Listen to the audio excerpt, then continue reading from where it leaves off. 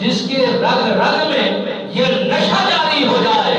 اور جس کی کیفیت میں یہ عالم برپا ہو جائے اور اس کی حکومت کا اور کم و بیش وقت جو بیتا ہو 1000 سال کا ہو، تو پھر ذرا غور کیجئے وہ کیسا ابتر ہوگا، کیسا ملون ہوگا، کیسا بدبخت ہوگا، کتنا بڑا متکبر ہوگا اور کتنا بڑا غرور رکھنے والا وہ فرد انسان ہوگا۔ اس نے زمانے کو یہ بتلا دیا، اے لوگوں محکمہ بنایا جا رہا ہے، منصوبہ بندی بنائی جا رہی ہے، آج کے بعد ملاپ نہیں ہوگا، آج کے بعد بیٹا جس گھر کے اندر پیدا ہوگا اٹھا دیا جائے گا، اس کی گردن اتار دی جائے گی، نہ رہے گی بانس، نہ بجے گی بانسری، اور اس کی گردن بھی ختم کر دیں گے تو ستارہ طلوع ہونے کو تیار ہی نہیں ہوگا، یہ آگے کی طرف سفر ہی نہیں کرے گا۔ اس وقت ان بطش ربک لشدید، اللہ کی پکڑ نے گھیرا تنگ کرنا شروع کر دیا، وہ خدا کہلاتا رہا، اللہ نے فرصت دی، اللہ نے وقت دیا، اللہ نے وقت عنایت فرمایا،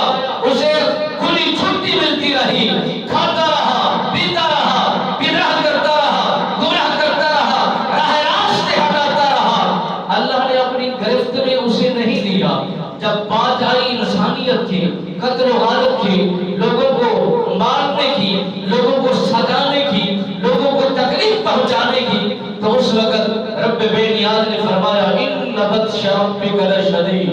میری پکڑ سے کوئی چھڑا نہیں سکتا، میری پکڑ سے کوئی بچا نہیں سکتا۔ اب تجھے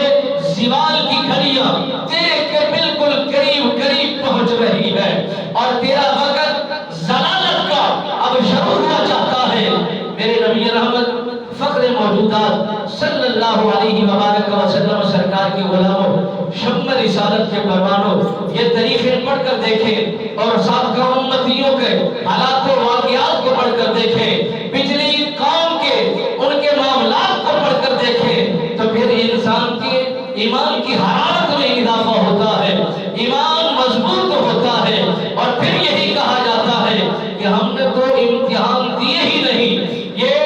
بہترین سرمایہ اسلام کا ہمیں مفت میں ملا ہے، اور پھر انسان اس کی قدر بھی کرتا ہے، اس کی اہمیت کو جانتا ہے، اس کی طرف رغبت بھی رکھتا ہے۔ نمرود نے یہ سکہ جمایا کہ لوگوں کے بچے جہاں کہیں بیٹا پیدا ہو اس کی گردن اتار دی جائے۔ نجومیوں نے یہ خبر پہنچائی کہ جہاں بچہ پیدا ہوگا، جس گھر کے اندر بھی ہو جائے،